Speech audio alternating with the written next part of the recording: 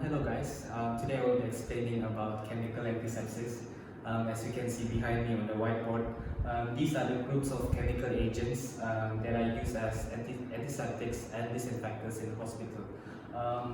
These agents include acids and alkali, halogens, salts of heavy metals, antiseptics of phenol group, oxidizing agents, alcohol, dyes, surface acting agents, nitroimidazole derivatives, and lastly derivatives of nitrofuran. The first chemical agents used in antisepsis are halogens, which include iodine and chlorine. The mechanism of action of antimicrobial action are as follows. Denaturation of proteins of the protoplasm of microbial cells by reacting with the amino group of proteins. In this way, it displaces hydrogen and oxidation of the sulfhydryl group. The denatured protein loses its activity. For iodine, some examples of the solutions are Lugol solution and povidone iodine solution. The indications are for disinfection of surgical site, disinfection of wounds, and the disinfection of the surgeon's hands. Some side effects of iodine includes chemical burns and dermatitis. Here is an example for chlorine. As you can see, one example is chlorhexidine.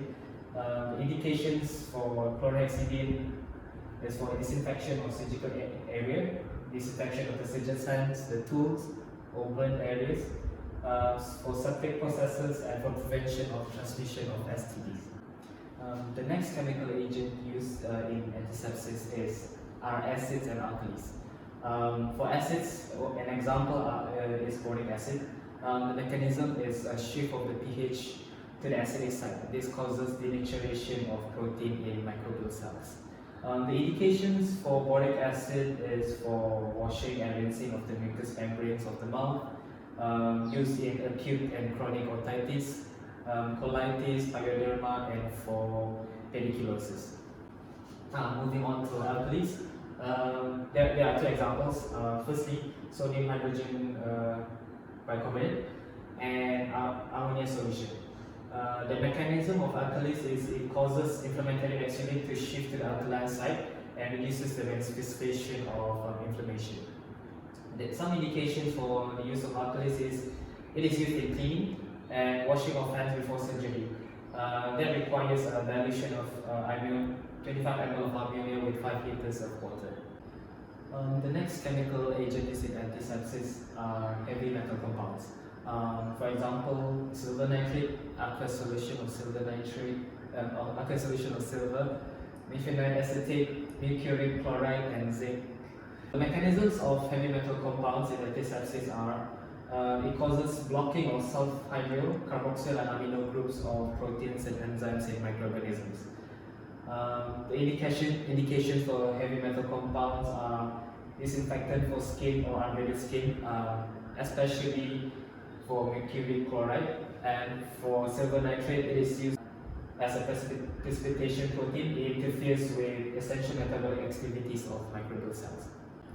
Okay, now I will be talking about antiseptics of phenol group. Another name of phenol is carbolic acid. And here are some examples of its derivatives, namely Savlon, hexachlorophane, cresols, thymol, and eugenol. Their mechanism of action is they act to denature and coagulate proteins and are general protoplasmic poisons. Some indications for antiseptics of phenol group are it is used to disinfect furniture, household items, hospital linen, and also patient's discharge. For phenol groups, there are some side effects. They are readily absorbed through intact skin and mucous membranes, causing intoxication. Moving on, the next chemical agents used in antisepsis is oxidizing agents. And then some examples of oxidizing agents are hydrogen peroxide and potassium permanganate 7. The mechanism of these chemical agents are they decompose and they release of molecular oxygen, and that is responsible for microbial effect. The releasing of oxygen makes foam that cleans and deodorizes putrid wounds and ulcers. Some indications for the use of oxidizing agents are the rinsing of the mouth and throat for the treatment of wounds, that are infected with especially anaerobic microflora. Lastly, I will be explaining about the antiseptic properties of dyes. Some of them example of these dyes are ethacrylate lactate, which is called Rivanol, Brilliantine, and methylene blue. Their mechanisms are these dyes have antimicrobial activity, which falls in the plant protein environment. They are especially more active against gram-positive bacteria in comparison to gram-negative bacteria. The indications for these dyes are, for example, for Rivanol, it is used for washing of fresh and infected wounds, cavities, bladder, and the uterus. For Brilliant Green, we use it as a treatment of skin with scratches, skin with pyoderma, blepharitis, and others.